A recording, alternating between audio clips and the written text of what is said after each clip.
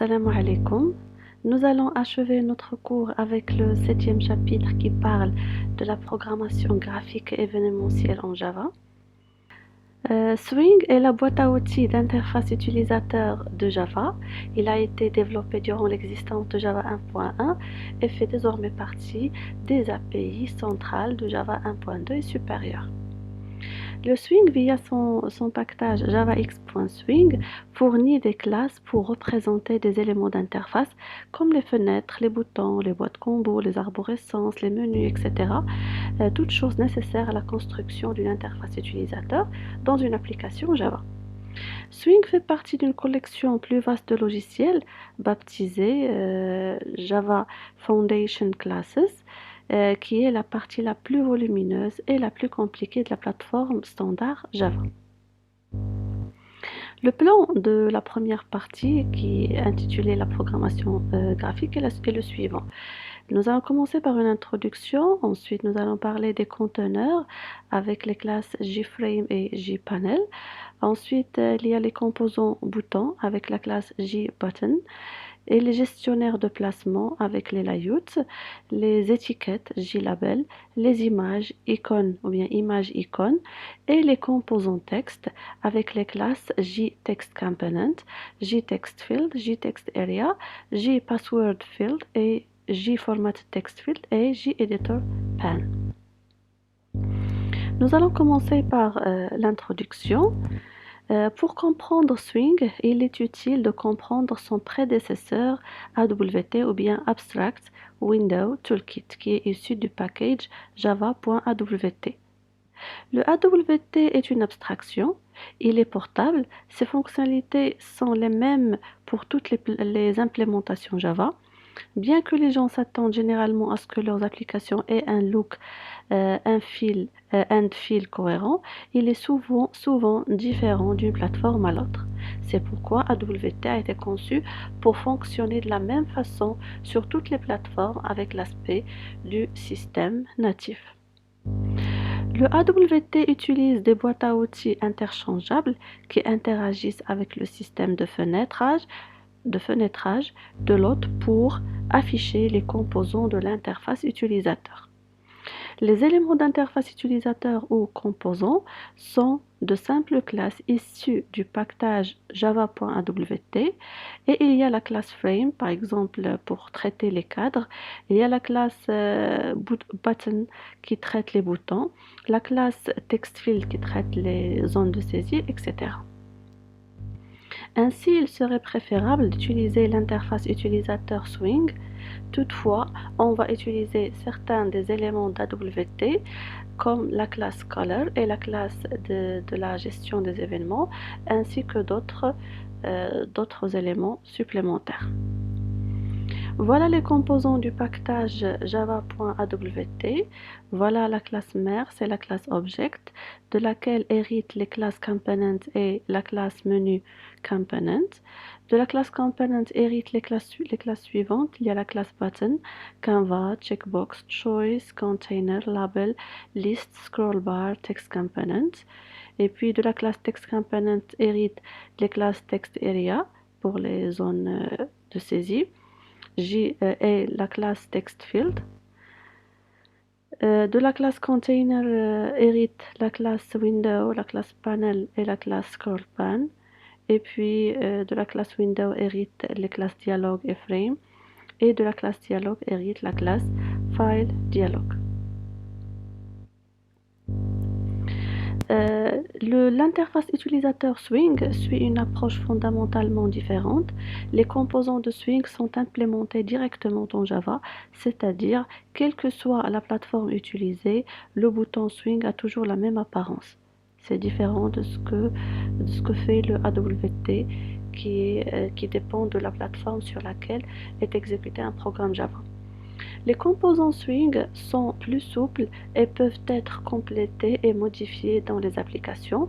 Par ailleurs, Swing propose un ensemble d'éléments d'interface plus étendus et pratiques.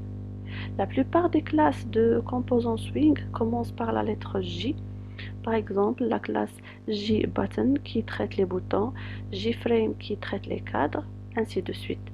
Et leur correspondant dans la classe ou bien dans la classe AWT, c'est button et frame. Pour retrouver les composants Swing, il faut importer le package javax.swing. Voilà une représentation des classes importantes des deux classes AWT et Swing. Voilà la classe java.awt dans laquelle on trouve la classe component, la classe container, window, frame et dialog.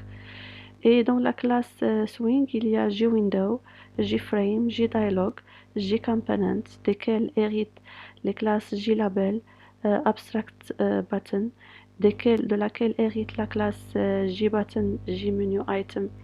Et puis il y a JFileChooser qui hérite de la classe JComponent.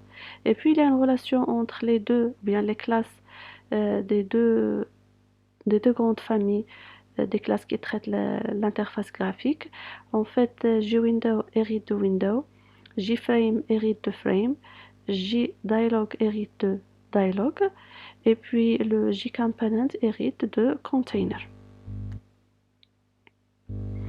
La manipulation des composants d'une interface utilisateur est facile avec Swing.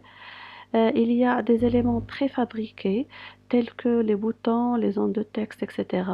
et qui sont faciles à assembler et à disposer dans des conteneurs afin de construire des placements complexes. Ces composants simples sont des briques utilisées dans la création de nouveaux types de gadgets d'interface complètement portables et réutilisables.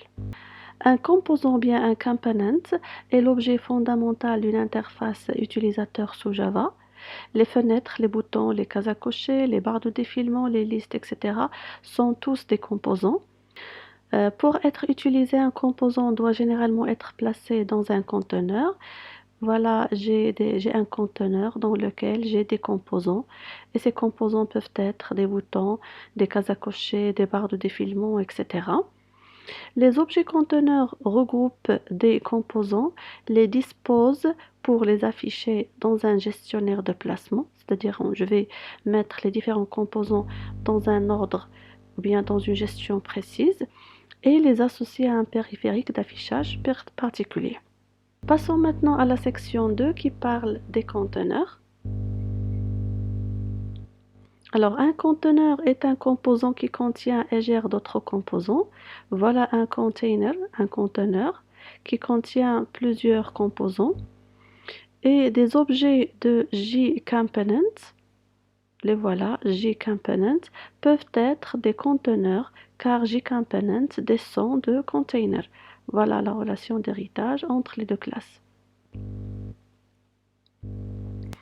Il y a trois types de conteneurs qui sont les plus utilisés en Java. Il y a le conteneur JFrame. C'est une fenêtre de niveau supérieur de votre écran. Elle hérite de Window.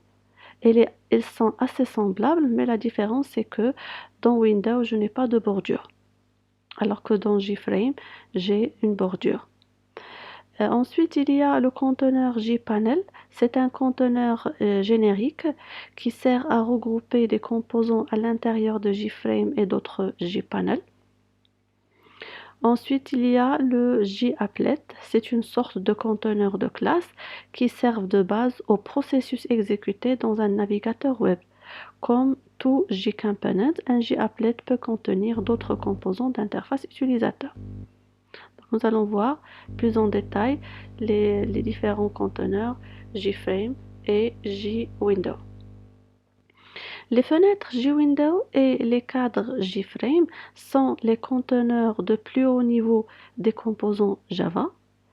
Par exemple, pour le JWindow, n'est rien d'autre qu'un plein écran graphique d'affichage dans le système de fenêtrage. Voilà un exemple de JWindow.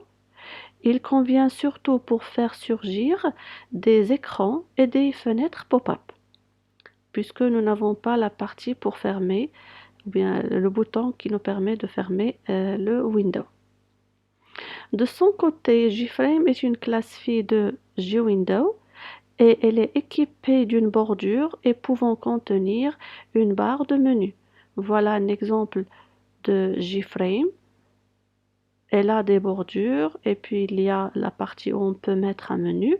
Il est également possible de déplacer un cadre sur l'écran et de le redimensionner. C'est-à-dire on peut changer la dimension euh, et déplacer le JFrame sur l'écran à l'aide des contrôles habituels de l'environnement de fenêtrage. Ces deux opérations de déplacement et de redimensionnement ne sont pas possibles avec les objets de type JWindow. Voilà un exemple dans lequel nous allons essayer de construire deux objets, le premier de type JFrame et le deuxième de type JWindow. Donc, pour les faire, nous allons d'abord importer les différentes classes du package Swing avec l'instruction suivante import javax.swing.étoile. Comme ça, nous allons importer toutes les classes du package Swing. Ensuite, nous allons ajouter la classe exemple et puis la méthode main. Après, nous allons créer un objet cadre de la classe JFrame. Donc, nous allons l'initialiser et nous allons lui donner un titre. Voilà le titre de JFrame. Donc, dans le constructeur, on peut donner le titre du cadre. Donc, notre cadre sera intitulé Mon premier cadre Java. Ensuite, nous allons essayer de changer les dimensions de notre cadre avec la méthode setSize. Donc, on va écrire cadre pour l'objet de type JFrame, .setSize, et nous allons donner la largeur ainsi que la hauteur du cadre. Ensuite, nous allons positionner le JFrame sur le bureau, donc avec l'instruction suivante, setLocation, qui demande en entrée deux paramètres x et y. Donc ça, c'est l'abscisse, ça, c'est l'ordonnée. Ensuite, nous allons créer un deuxième objet qui s'appelle fenêtre de la classe JWindow. Donc, nous allons appeler le constructeur qui ne demande aucun paramètre. Donc, on ne peut pas mettre ici le titre puisque le JWindow n'a pas de barre de titre. Ensuite, nous allons associer, changer les dimensions de la fenêtre avec la méthode setSize. Donc, nous allons lui donner la dimension 400 et 100. Ça, c'est pour la largeur et ça, c'est pour la hauteur. Et puis, nous allons positionner notre fenêtre sur le bureau avec l'instruction setLocation. Voilà le X et voilà la valeur de Y. Ensuite, nous allons utiliser la méthode setVisibleTrue. C'est pour afficher les deux conteneurs sur la fenêtre, sur l'écran. Donc, avec l'instruction cadre.setVisibleTrue, nous allons rendre le conteneur cadre visible.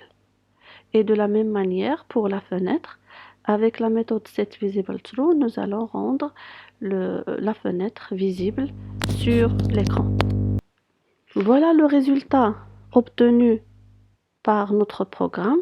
Donc voilà le cadre créé, voilà le titre et voilà les dimensions, ainsi que pour la fenêtre. En fait, la fenêtre ne contient rien. On n'a pas précisé le titre du moment qu'on n'a pas la zone réservée au titre. Le conteneur de JFrame peut prendre un argument string, c'est le titre qu'on a fait tout à l'heure, indiquant le titre affiché dans la barre de titre. Il est également possible de créer un JFrame sans titre, puis d'appeler ensuite la méthode setTitle pour en fournir un ultérieurement. Donc là, on peut ne pas donner le titre dans le constructeur de la classe JFrame et puis donner un titre au cadre avec la méthode setTitle. Après, pour le JWindow, donc le JWindow ne possède pas de barre de titre, donc le constructeur de JWindow n'a pas d'argument. La méthode setVisibleTrue permet d'afficher les conteneurs sur l'écran. JFrame se cache lorsqu'on clique dessus en appelant la méthode setVisibleFalse. Il est toutefois impossible de fermer un JWindow dans l'application.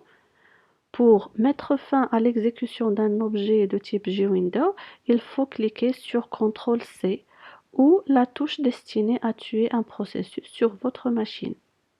D'accord?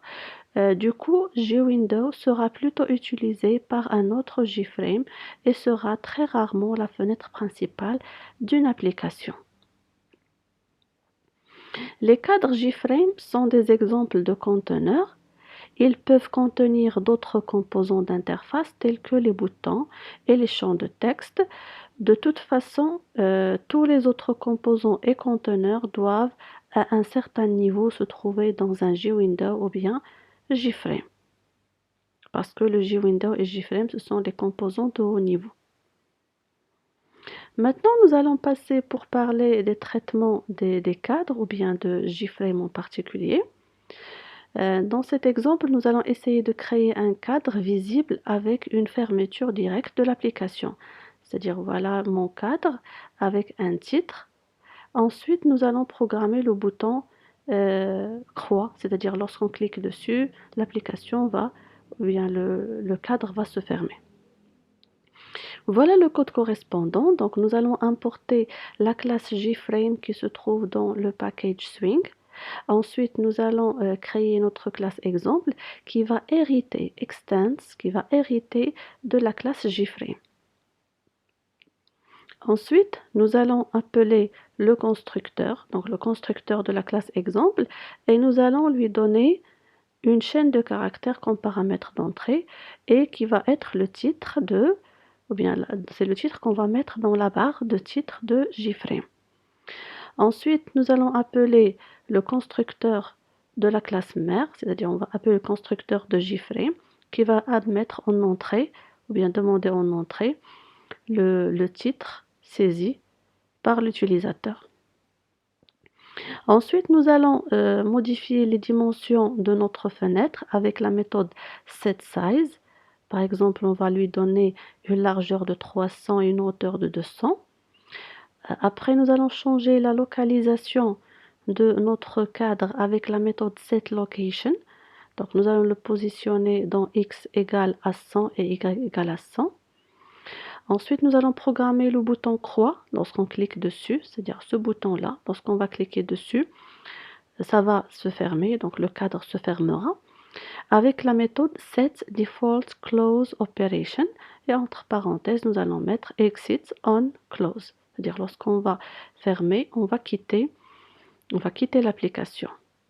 Et sans oublier bien sûr setVisibleTrue, c'est-à-dire pour rendre le cadre visible sur l'écran.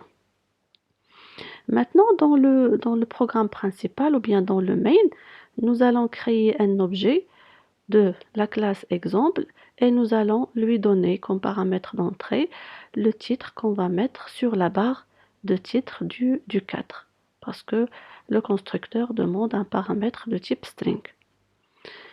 D'accord? Donc le résultat qu'on va avoir, c'est le résultat suivant.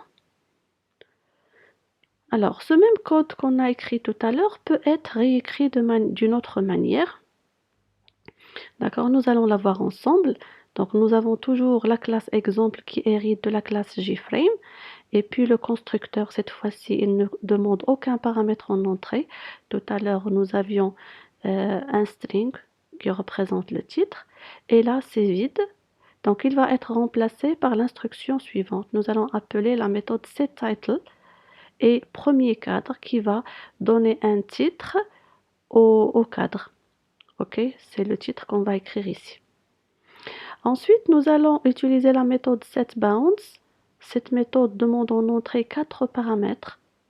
Donc, il y a le paramètre x, y et puis la largeur et la hauteur.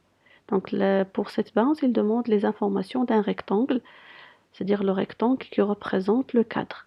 Donc, ça, c'est la valeur de x, c'est la position x, y. Et là, ce sont les dimensions, c'est size. C'est comme si on a ici setLocation. Et les deux derniers, c'est setSize. C'est la largeur et la hauteur. D'accord? Donc, setBounds, dans laquelle vous avez deux méthodes, l'appel de deux méthodes imbriquées. Ensuite, il y a setDefaultCloseOperation qui demande en entrée un paramètre exit on close, c'est-à-dire lorsqu'on va cliquer sur la fenêtre, sur le croix, la fenêtre va se fermer. Et bien sûr, il y a la méthode setVisibleTrue qui va rendre le cadre visible. Ensuite, dans l'appel au constructeur de la classe exemple, donc on n'a rien ici, donc on va appeler celui-là pour créer un objet de type JFrame. Voilà quelques méthodes utiles lorsqu'on traite la classe JFrame. Il y a la méthode setTitle qu'on a vue tout à l'heure qui permet d'attribuer un titre à la fenêtre. Ensuite, il y a la méthode setSize. Donc, par défaut, un cadre à la taille 0,0. Par exemple, si vous oubliez de donner une dimension à votre cadre, donc par défaut, c'est 0,0. C'est-à-dire que vous n'allez pas pouvoir voir votre cadre. C'est pour cette raison il faut préciser les dimensions avec la méthode setSize.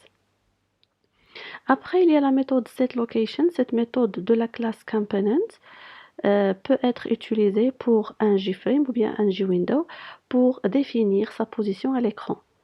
Donc, cette méthode demande en entrée deux paramètres x et y.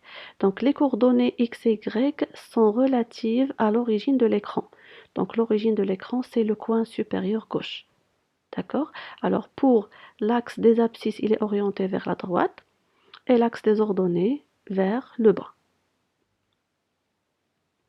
Ensuite, il y a la méthode setDefaultCloseOperation, c'est-à-dire c'est le bouton croix, le croix rouge qu'on a en haut à droite du cadre.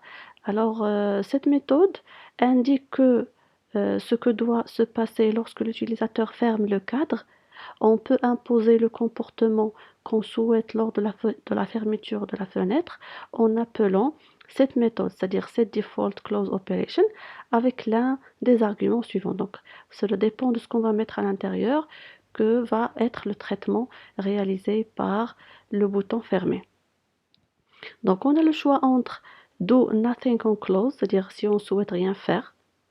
Donc là, on peut mettre l'argument do nothing on close, le mettre ici. Ou bien il y a l'argument dispose on close qui permet de détruire l'objet fenêtre. Ensuite, il y a l'argument exit on close, c'est-à-dire permet de terminer l'application. Et finalement, il y a hide on close qui permet de cacher la fenêtre. Et c'est le comportement par défaut si on met rien ici. Donc ça, c'est le comportement par défaut, c'est hide on close. Maintenant, nous allons parler de la position et du réglage du cadre de la fenêtre. Alors, la classe JFrame nous fournit que peu de méthodes capables de modifier l'aspect d'un cadre. Cependant, grâce à l'héritage, les diverses superclasses de JFrame proposent la plupart des méthodes permettant d'agir sur la taille et la position d'un cadre ainsi que quelques petits ajouts intéressants. C'est généralement dans la classe Component, qui est l'ancêtre de tous les objets interface utilisateur graphique, ou dans la classe Window, qui est la superclasse du parent de la classe Frame, que l'on cherche des méthodes permettant de modifier la taille et la position des cadres. D'accord? Voilà, cette figure montre la relation d'héritage entre les classes de Swing et les classes de AWT. Voilà un ensemble de méthodes de la classe Components de AWT. Il y a la méthode isVisible qui renvoie true si le composant est visible. Il y a setVisible qui demande en entrée un booléen, donc qui permet, si le booléen est égal à true, donc le composant va être affiché. S'il est égal à false, le composant sera caché. Ensuite, il y a la méthode isShowing qui va vérifier si le composant est affiché à l'écran. Ensuite, il y a la méthode isEnabled qui permet d'obtenir si un composant est actif. Et puis setEnabled qui demande en entrée un booléen. Donc si ce booléen est égal à true, cela veut dire que le composant est actif. S'il est égal à false, donc le composant est inactif. Après, il y a les méthodes getLocation et getLocationOnScreen qui permettent de retourner la position du composant sur l'écran. Et puis, il y a les méthodes setLocation qui a été surchargée. La première version demande en entrée une variable p de type point et la deuxième 2 entiers x et y. Donc là, avec cette location, nous pouvons placer le composant à une position quelconque ou bien pas précise sur l'écran. Ensuite, il y a la méthode getSize qui permet de retourner la taille actuelle du composant.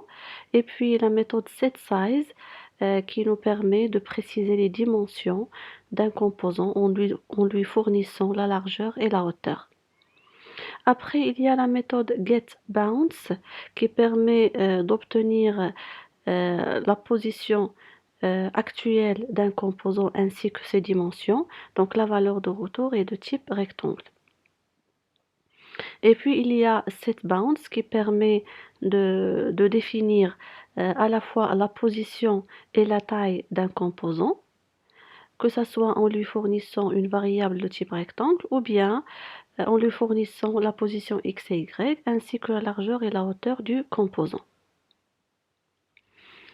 Les méthodes, nous allons passer maintenant pour parler des méthodes de la classe AWT.Window.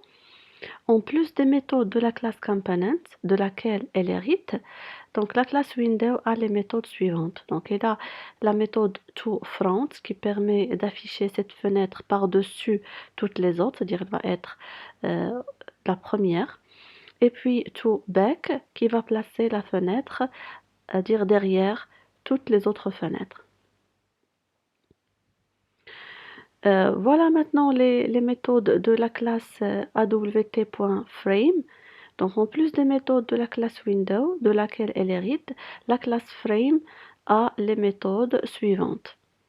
Il y a la méthode setResizable qui permet de déterminer si l'utilisateur peut modifier la taille du cadre ou non en fonction de la valeur qui se trouve en entrée de la méthode. Il y a aussi la méthode setTitle qui permet d'afficher la chaîne du titre, c'est-à-dire attribuer un titre au cadre, il va être ajouté à la barre de titre. Il y a aussi la méthode setIconImage qui demande en entrée une image et il permet de spécifier l'icône qui va être affichée en haut à gauche, ici dans la partie haute à gauche de la fenêtre ou bien du cadre. C'est-à-dire on peut changer l'image par défaut. Ensuite, il y a les méthodes getExtendedState et voidSetExtendedState qui demandent en entrée un entier. Donc ces deux méthodes permettent, la première permet de récupérer et la deuxième permet de définir l'état de la fenêtre. En fait, la fenêtre peut avoir plusieurs états. Elle peut avoir l'état normal. Si on met ici à l'intérieur frame.normal, ça va donner une taille normale à la fenêtre. Ensuite, il y a iconifié. Il y a le maximum en horizontal, si on souhaite avoir un cadre dont la taille horizontale est maximale. De la même manière, on peut avoir un maximum en vertical ou un plein écran, c'est-à-dire on va avoir une maximisation dans les deux directions horizontales et verticales. Ensuite, il y a la classe Toolkit. Donc la classe Toolkit dérive de la classe mère javalang.object et elle a les méthodes suivantes. Donc la classe Toolkit a les méthodes getDefaultToolkit qui permet de renvoyer la boîte à outils par défaut. Ensuite, il y a la méthode getScreenSize qui permet de renvoyer la taille de l'écran. Ensuite, il y a la méthode getImage qui peut demander en entrée une chaîne de caractères, c'est le titre de l'image ou bien le nom de l'image, ou bien une URL, c'est-à-dire un chemin vers l'image. Donc getImage permet de charger une image à partir du nom du fichier spécifié en argument ou à partir de son URL. Voilà un exemple dans lequel nous allons utiliser la classe Toolkit. Donc nous allons importer toutes les classes du package AWT et puis la classe JFrame de la classe du package Swing. Dans la classe exemple, nous allons faire extend, c'est-à-dire nous allons hériter de la classe JFrame. Ensuite, dans le constructeur, nous allons donner un titre à notre cadre avec la méthode setTitle. Donc notre cadre va être intitulé cadre centré à l'écran. Ensuite, nous allons créer un objet kit de la classe toolkit.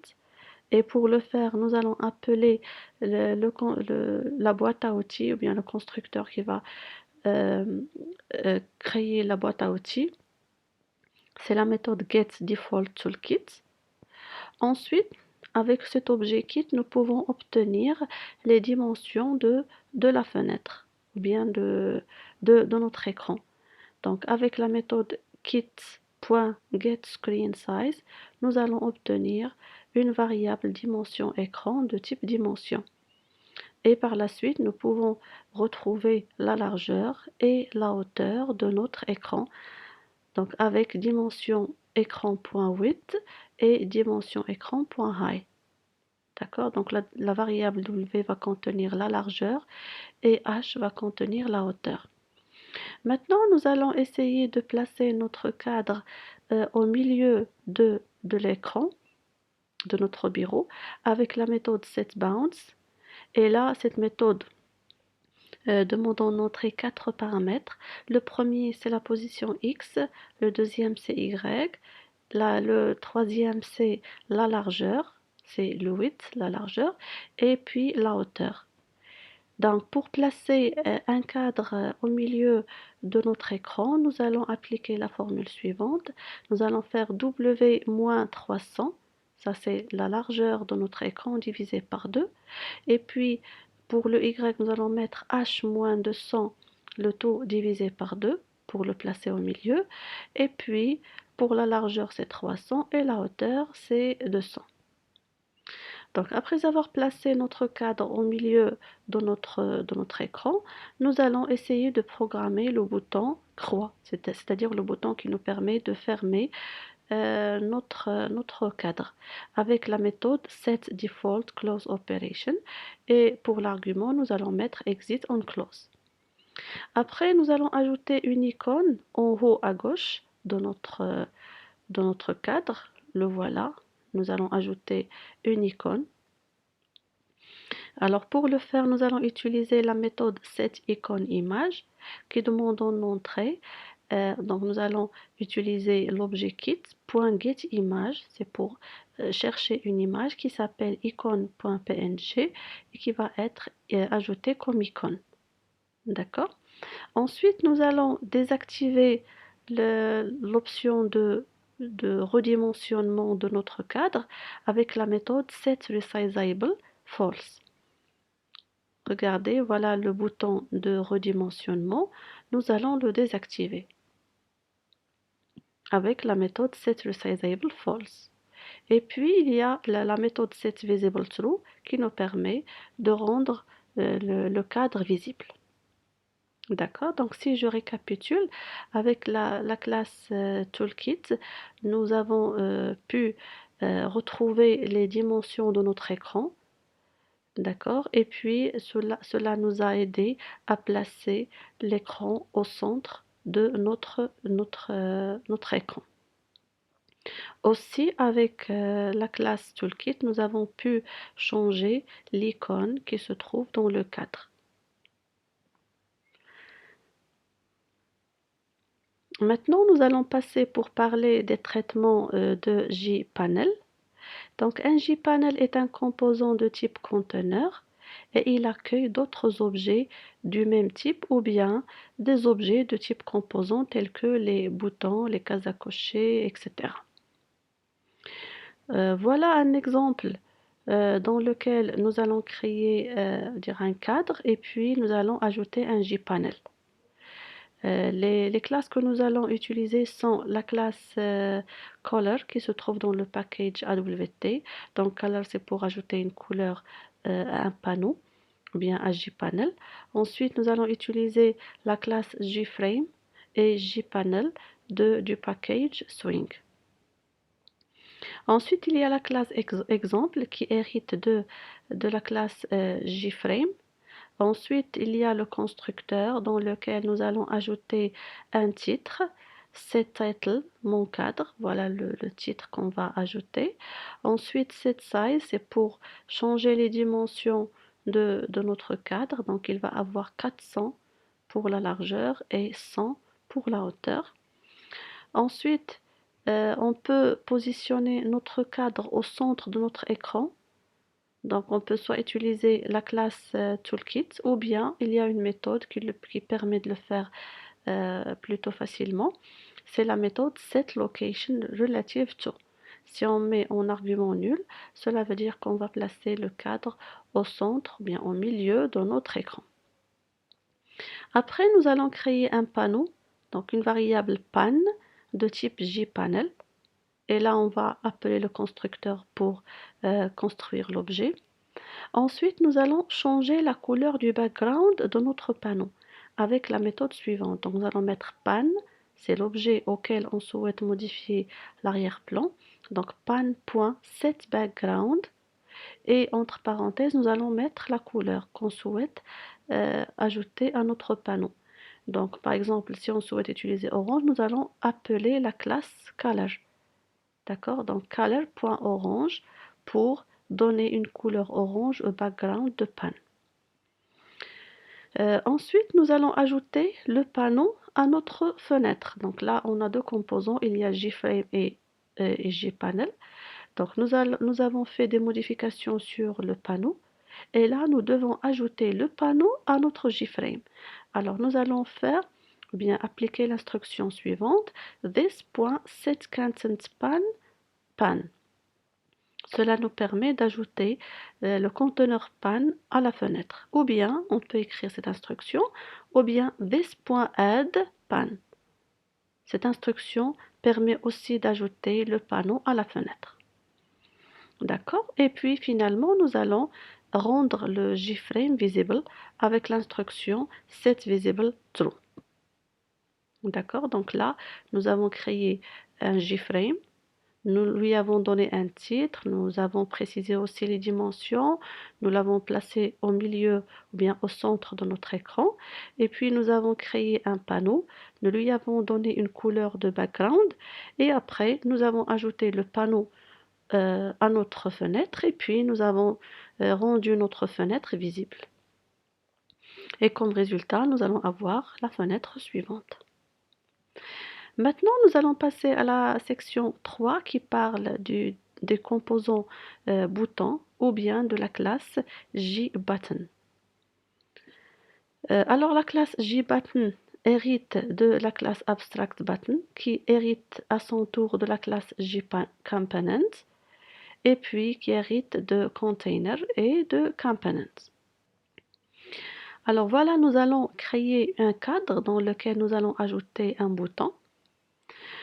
Pour le faire, nous allons importer les classes suivantes, la classe JButton, la classe JFrame et la classe JPanel. D'accord? Ensuite, dans la classe exemple, nous allons hériter de la classe JFrame. Après, nous allons créer un panneau, JPanelPan égale à new JPanel. Et nous allons créer aussi un bouton. C'est le bouton qu'on va mettre dans le cadre et ce bouton va contenir le texte OK. Donc dans le constructeur de JButton, nous allons mettre le texte qu'on va mettre à l'intérieur. Après, dans le constructeur de la classe, nous allons donner un titre à notre cadre avec la méthode setTitle. Nous allons lui donner le titre mon bouton. Après, nous allons modifier les dimensions de notre cadre avec la méthode setSize. Nous allons préciser la largeur ainsi que la hauteur. Après, nous allons programmer le bouton croix, c'est-à-dire lorsqu'on clique dessus, nous allons fermer le cadre. Donc, nous allons utiliser la méthode setDefaultCloseOperation. On va mettre jframe.exitOnClose ou bien tout simplement exitOnClose. D'accord? Donc, soit vous mettez ici jframe, soit vous l'enlevez. Cela va donner le même résultat. Ensuite, nous allons placer le cadre au centre de notre écran avec la méthode setLocation relative to null. C'est-à-dire, on va placer le cadre ici au milieu de notre écran. Ça marche? Donc jusqu'à maintenant, qu'est-ce qu'on a fait? On a appliqué un ensemble de, de, de commandes sur le cadre. On lui a donné un titre, on a changé les dimensions, on a programmé le bouton croix, ainsi que nous avons placé le cadre au centre de notre écran. Maintenant, nous allons passer au bouton. Donc, nous allons ajouter le bouton au panneau que nous avons déjà créé. D'accord? Ajouter le bouton au panneau avec l'instruction suivante. Pan.add button. Bouton, c'est-à-dire on va ajouter le bouton au panneau. Ensuite, nous allons ajouter le panneau à notre fenêtre avec l'instruction this.add_pan. D'accord? Donc avec add_pan, nous allons ajouter le panneau à notre fenêtre. Et finalement, nous allons rendre notre fenêtre ou bien notre cadre visible avec l'instruction setVisibleTrue. D'accord? Donc le bouton est centré sur le conteneur et par défaut, donc JPanel gère la mise en page. Donc voilà la représentation de ce que nous avons déjà fait. Donc JFrame, c'est le cadre qui est en bleu, c'est le plus grand. Et puis lorsque nous avons créé le panneau ou bien pan, il a occupé la partie haute de notre cadre. Et puis lorsqu'on a ajouté bouton, il est placé au centre de notre pan. D'accord, nous allons parler par la suite des gestionnaires de placement pour comprendre un peu plus comment ça se passe au niveau de placement des différents composants dans les conteneurs. Voilà un autre exemple.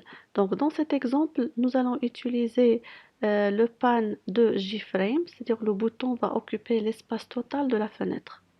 D'accord? Donc là, nous allons utiliser le bouton ainsi que la fenêtre. Pour les classes que nous allons utiliser, c'est la classe JButton et puis la classe JFrame. Ensuite, il y a la classe exemple qui hérite de la classe JFrame. Nous allons déclarer le bouton et nous allons lui donner la chaîne OK. Après, dans le constructeur, comme d'habitude, nous allons donner un titre, nous allons changer les dimensions, programmer le bouton croix et puis placer le cadre au centre de notre écran. Maintenant, regardez ce qu'on va faire. Nous allons ajouter le bouton dans le JFrame avec l'instruction suivante. This.getContentPan.add et puis bouton.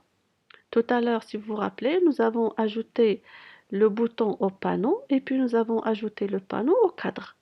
D'accord? Mais cette fois-ci, qu'est-ce qu'on a fait? On a uniquement ajouté le bouton à la fenêtre ou bien au cadre. Ça marche, on n'a pas utilisé le panneau. Et puis finalement, nous avons rendu le cadre visible. Donc le résultat de ce code est le suivant. Lorsqu'on ajoute un bouton directement au cadre, donc le bouton va occuper la totalité de notre cadre. D'accord?